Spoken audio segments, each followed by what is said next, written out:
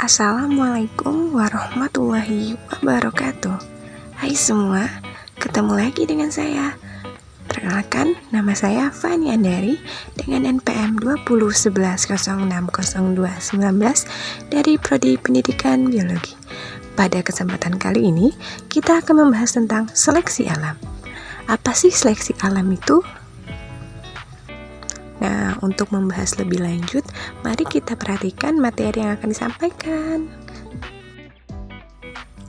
Seleksi alam adalah kemampuan alam untuk menyeleksi organisme yang hidup di dalamnya, sehingga hanya organisme yang mampu menyesuaikan diri terhadap lingkungan yang dapat bertahan. Proses ini terjadi secara berangsur-angsur dalam periode juta-juta tahun yang lalu.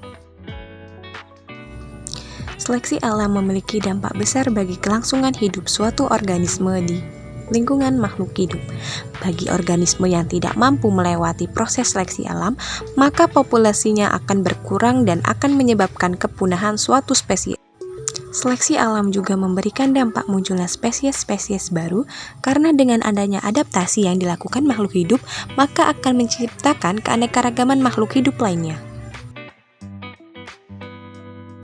Menurut teori evolusi, evolusi adalah perubahan sifat-sifat yang terwariskan suatu populasi organisme dari satu generasi ke generasi berikutnya. Hal tersebut terjadi karena variasi reproduksi dan sel secara kombinasi. Terdapat beberapa faktor-faktor yang dapat mempengaruhi proses seleksi alam. Di antaranya, yang pertama adalah suhu. Temperatur atau suhu merupakan salah satu hal utama yang menentukan suatu organisme mampu bertahan hidup ataupun tidak. Yang kedua adalah ketersediaan makanan. Merupakan syarat wajib dan harus ada pada saat proses bertahan hidup. Yang ketiga adalah cahaya matahari, di mana cahaya matahari ini sangat penting bagi keberlangsungan hidup organisme. Contohnya pada tumbuhan.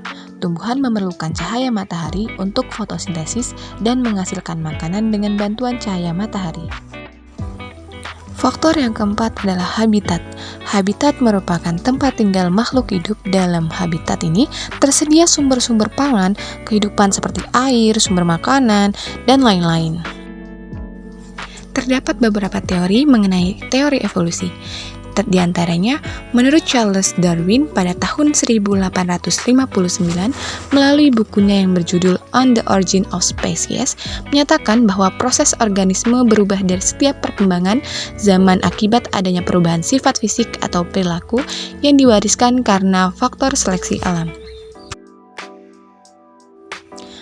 Di dalam bukunya, Charles Darwin berpendapat bahwa seleksi alam dapat menyebabkan mamalia darat berubah menjadi ikan paus. Teori evolusi biologi oleh Jean-Baptiste Lamarck pada 1744 sampai 1829. Jean-Baptiste Lamarck merupakan seorang naturalis dari Perancis.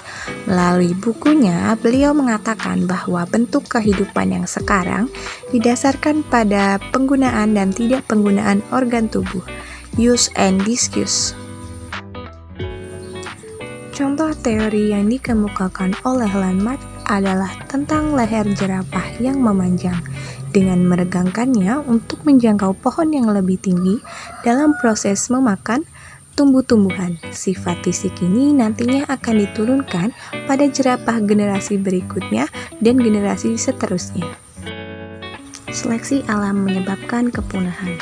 Kepunahan spesies dapat diakibatkan oleh ketidakmampuan menyesuaikan diri terhadap lingkungan sekitar, akibat dari faktor alami maupun ulah manusia seperti kegiatan perburuan dan alasan lainnya. Sebagai contoh adalah harimau Jawa. Pada tahun 1950, populasi harimau Jawa telah diketahui berkurang akibat terdesak oleh aktivitas manusia berupa pembukaan lahan pertanian dan ladang serta pemburuan liar. Hingga pada akhir 1979 diketahui sisa harimau Jawa hanya 3 ekor dan selanjutnya pada tahun 1980 harimau Jawa dinyatakan punah. Selain harimau Jawa, di Pulau Bali juga terdapat harimau asli Bali, yaitu harimau Bali. Harimau jenis ini masih satu rumpun dengan harimau Jawa dan harimau Sumatera. Diketahui, harimau Bali terakhir ditembak mati pada tahun 1925 dan hewan ini dinyatakan punah pada tanggal 27 September 1937. Demikianlah materi tentang seleksi alam yang dapat saya sampaikan. Untuk kurang dan lebihnya saya mohon maaf, pada Allah saya mohon ampun.